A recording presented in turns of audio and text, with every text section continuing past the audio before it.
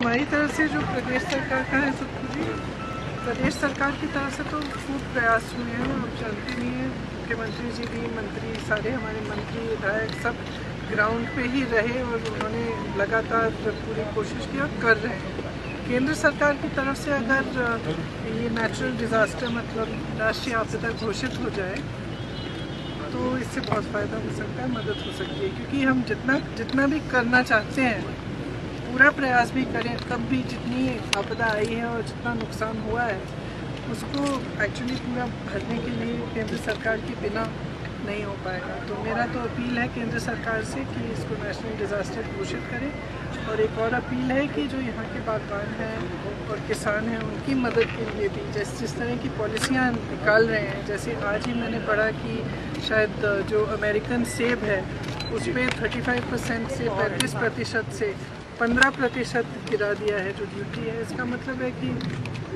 उनके लिए यहाँ पे आयात करना आसान होगा, तो हमारे किसानों का क्या होगा। और उसी तरह से शिमला में जो सेब की पेटियाँ हैं उनको ख़रीदने का जो दाम है वो कम कर दिया है कुछ बड़े उद्योगपतियों ने, इससे भी नुकसान है। पहले से ही आपदा है, इतना नुकसान हो रहा है।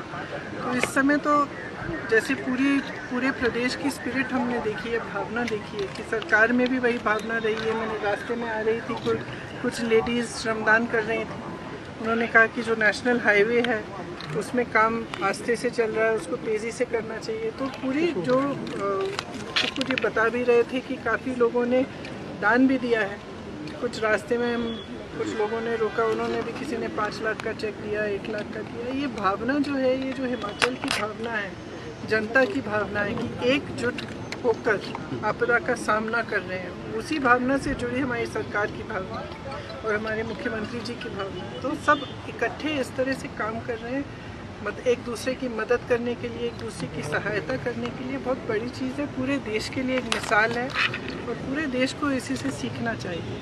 लेकिन इसको देखते हुए मैं ये कहना चाहती हूँ कि केंद्र सरकार को भी इसी भावना से मदद करनी चाहिए। इस समय ये नहीं देखना चाहिए कि यहाँ पे हमारी कांग्रेस की सरकार है या भाजपा की है, ये राजनीतिकरण इसका नहीं होना चाहिए।